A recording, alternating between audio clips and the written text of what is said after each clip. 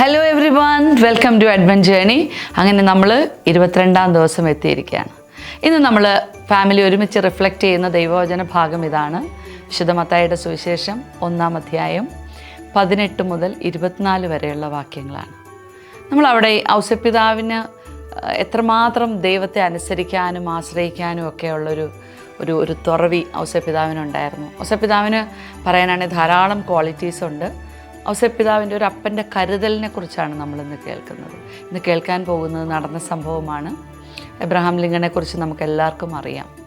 അപ്പം അദ്ദേഹം പ്രസിഡൻ്റ് ആയിരിക്കുന്ന കാലഘട്ടത്തിലാണ് അടിമത്വം അമേരിക്കയിൽ നിർത്തലാക്കിയത്. അങ്ങനെ ഈ ഒരു അടിമത്വം അവസാനിപ്പിക്കാനായിട്ട് ചില സംസ്ഥാനങ്ങളിൽ യുദ്ധം വേണ്ടി വന്നു. അങ്ങനെ ആഭ്യന്തര യുദ്ധം നടക്കുന്ന ഒരു സമയത്ത് പല ഭടന്മാരെല്ലാവരും മുറിവേറ്റ് ഇങ്ങനെ ആശുപത്രികൾ നിറയുകയാണ്. അങ്ങനെ ഒരു ആശുപത്രിയിൽ അത്യാസന്ന നിലയിലുള്ള കുറേ ആൾക്കാരുണ്ട്.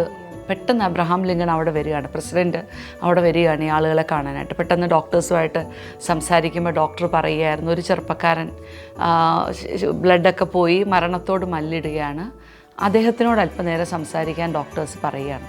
അപ്പോൾ ഈ എബ്രഹാം ലിങ്കൺ ഇങ്ങനെ ഓരോ ബെഡിനടുത്തൂടെയൊക്കെ പോയി അവരെ കണ്ട് സംസാരിച്ചു. ഈ ചെറുപ്പക്കാരൻ്റെ അടുത്ത് ചെന്നിട്ട് ചോദിച്ചു, എന്തെങ്കിലും സഹായം വേണോ, ഞാൻ എന്താ ചെയ്തു തരേണ്ടത്? പെട്ടെന്ന് അയാളിങ്ങനെ ബുദ്ധിമുട്ടി പറഞ്ഞു, എൻ്റെ അമ്മയ്ക്കൊരു ലെറ്റർ എഴുതണം, അങ്ങനെ സഹായിക്കണം. അപ്പോൾ ഈ ചെറുപ്പക്കാരന് അറിയില്ല പ്രസിഡൻ്റാണ് തൻ്റെ മുമ്പിൽ ഇരിക്കുന്നതെന്ന്. ചെറുപ്പക്കാരന് അറിയുന്നില്ല. ആരോ ഒരാൾ സഹായിക്കാനായിട്ട് വന്നു.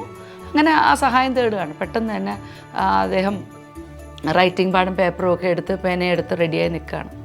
അപ്പോൾ ഈ ചെറുപ്പക്കാരൻ ഇങ്ങനെ കത്ത് പറഞ്ഞു കൊടുത്ത്, എൻ്റെ ഏറ്റവും സ്നേഹം നിറഞ്ഞ അപ്പനും അമ്മയ്ക്കും എൻ്റെ ദൗത്യ നിർവഹണത്തിനിടയിൽ എനിക്ക് മാരകമായ പരിക്കേറ്റു. ഞാൻ ഇനി ജീവിക്കുമെന്ന് എനിക്കറിയില്ല. ഒരു പക്ഷേ ഇതെൻ്റെ അവസാനത്തെ നിങ്ങളുമായിട്ടുള്ള ഒരു സംഭാഷണം അല്ലെങ്കിൽ ഒരു കോണ്ടാക്റ്റ് ആയിരിക്കും. അപ്പം നിങ്ങൾ എന്നെ ഓർത്ത് ഒരിക്കലും വിഷമിക്കരുത്. ദൈവം നിങ്ങളെ സമൃദ്ധമായിട്ട് അനുഗ്രഹിക്കട്ടെ, ദൈവം നിങ്ങളുടെ കൂടെ ഉണ്ടാകട്ടെ, എനിക്ക് വേണ്ടിയും പ്രാർത്ഥിക്കണം എന്ന് പറഞ്ഞ് കത്ത് അവസാനിപ്പിക്കുകയാണ്.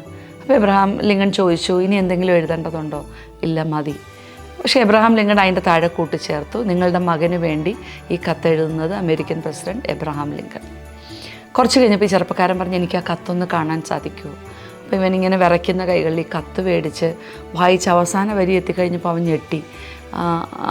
ശരിക്കും അങ്ങ് തന്നെയാണോ എന്ന് പിന്നെ വിശ്വസിക്കാൻ പറ്റുന്നില്ല. അപ്പോൾ ചോദിച്ചു, ഞാൻ ഇനി എന്തെങ്കിലും ചെയ്യേണ്ടതുണ്ടോ? അന്നേരം പറഞ്ഞു, അങ്ങൻ്റെ കൈയൊന്ന് പിടിക്കുമോ? അങ്ങൻ്റെ കരം പിടിക്കുവാണെങ്കിൽ കുറച്ചുകൂടി ധൈര്യത്തോടെ എനിക്ക് മരണത്തെ നേരിടാമായിരുന്നു. എനിക്ക് വല്ലാണ്ട് ഭയം തോന്നുന്നു. എബ്രഹാം ലിങ്കൺ ആ ചെറുപ്പക്കാരൻ്റെ കരികിലിരുന്ന കരങ്ങളിങ്ങനെ പിടിച്ചു. അയാൾ സമാധാനത്തിൽ മരിച്ചു. ശരിക്കും ഈ ഒരു കരുതൽ, ഈ ഒരു കാവൽ നമ്മൾ ഔസേപ്പിതാവിൽ ആശ്രയിക്കുന്നവർക്കൊക്കെ കിട്ടാറുണ്ട്. അപ്പം നമ്മളിന്ന് ഫാമിലി ഒരുമിച്ച് ഈ ഒരു കാര്യം റിഫ്ലക്റ്റ് ചെയ്യുക. ഇന്നത്തെ ഒരു ആക്ടിവിറ്റി ഇതാണ്. ഇന്ന് സൺഡേ ആണ്. അപ്പോൾ നമുക്കൊന്ന് പുറത്തേക്കൊക്കെ പോകാം. ഒരു നിങ്ങൾക്ക് പറ്റുന്നൊരു ക്രിസ്മസ് ഗിഫ്റ്റ് നിങ്ങൾക്കൊട്ടും പരിചയമില്ലാത്ത ഒരാൾക്ക് കൊടുക്കുക. വെറുതെ ഗിഫ്റ്റ് കൊടുക്കരുത്, ചെന്ന് പരിചയപ്പെട്ട് വിശേഷങ്ങളൊക്കെ ഒന്ന് പറഞ്ഞ് ക്രിസ്മസ് ആശംസിച്ച് സമ്മാനം കൊടുക്കുക. അപ്പം നമുക്ക് വീണ്ടും നാളെ കാണാം. ബൈ.